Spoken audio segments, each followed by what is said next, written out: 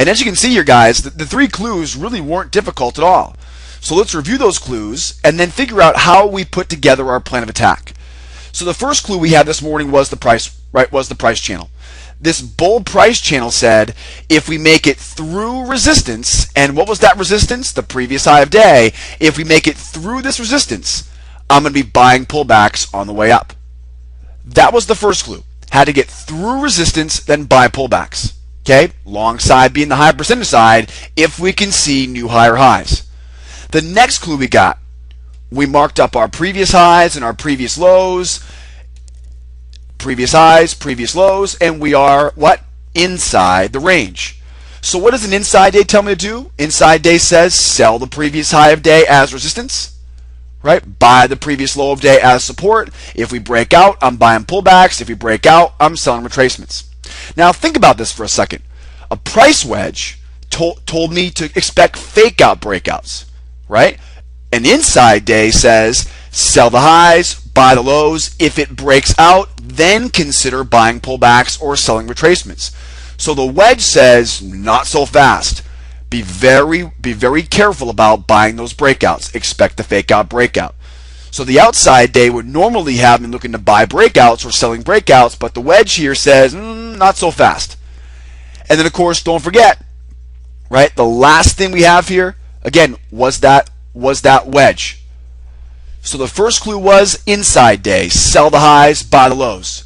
Second clue was, right, bull channel. If we get through that resistance, buy the pullbacks. And that third clue was the price wedge. And the price wedge said, be careful of those fake out breakouts, right? Expect price to reverse at new highs, reverse at new lows, buy those lows, sell those highs. What happened today? Not very much. Pretty slow day today on the crude markets. Slow and sloppy and choppy across the board as shares were waiting for that 2 o'clock announcement this afternoon. Well, we were able to, of course, come up to the highs of that previous day's range, the previous high of day, and we saw one of them fail at about 7 a.m. So at 7 a.m. this morning, we watched the buyers fail.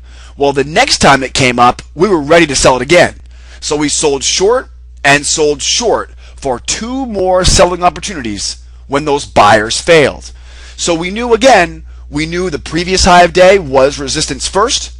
If we break through that resistance, we're going to be careful buying breakouts because of the wedge.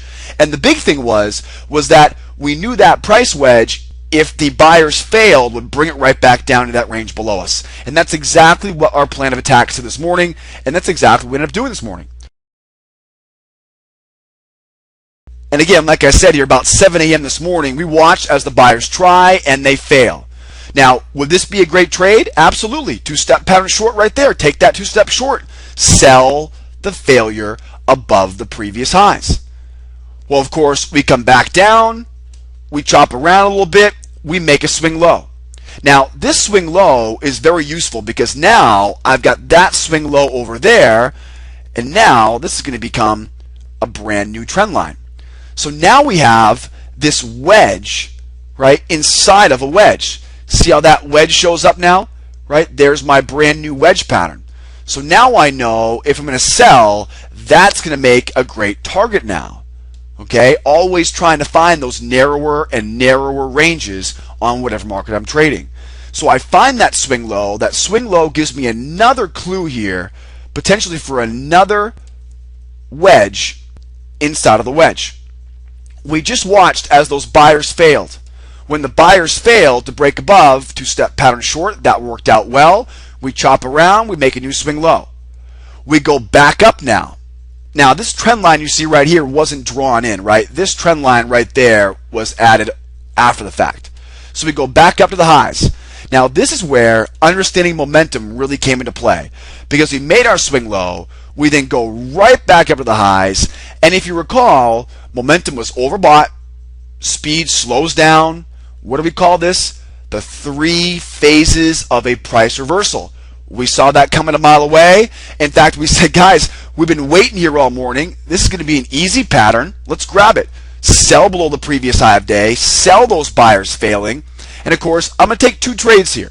One trade is right at the highs, early, right? I wouldn't say early, but aggressive entry in a faster time frame. And then look what this is. This is just 21 range 2-step short.